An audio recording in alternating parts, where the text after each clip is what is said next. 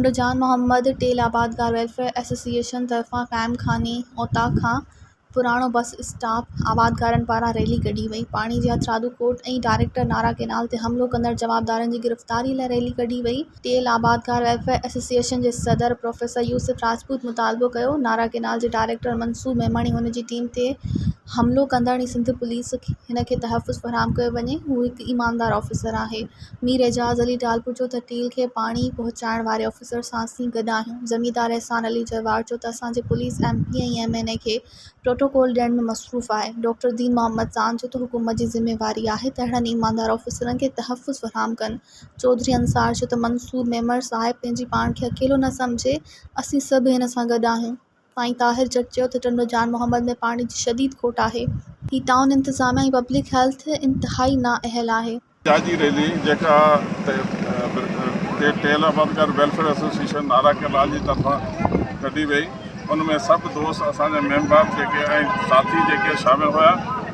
उनजो मक़सदु इहो हो त हिकिड़ो वॾी वारदात थी आहे, हिकिड़ी वॾी दहशतगर्दी थी आहे ऐं दहशतगर्दी जेको आहे उन लाइ जेको आहे सो सभु जेको आहे सो पॉलिटिकल पार्टियूं गॾु थी हुयूं। APC स्कूल में जेको हमलो थियो हो उते जेको सो 200-250 मासूम ॿार क़तल कया विया हुआ।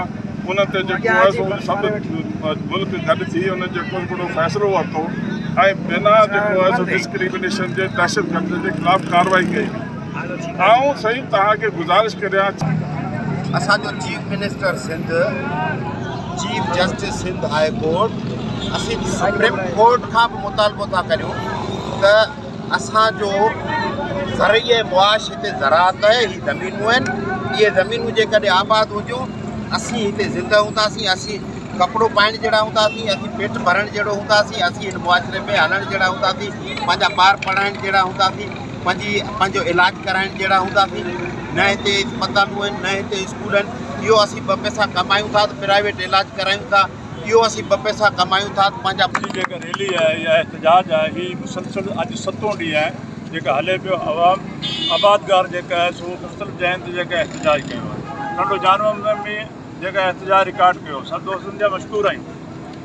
असल ॻाल्हि आहे त असांजी जिदोजहद आहे पाणी वठण ते। ही जेका पोइते पियल इलाइक़ा आहिनि उनजो इस्तेसाल कयो पियो वञे, मुड में पाणी जेका सो खपायो पियो वञे। हिते जा माण्हू बदहाल थी विया आहिनि माशी तौर ते। मज़ीद ख़बरनि ऐं तफ़सीलात लाइ विज़िट कयो असांजी वेबसाइट www.awamiNewsHD.com ऐं ॾिसंदा रहो अवामी न्यूज़ HD।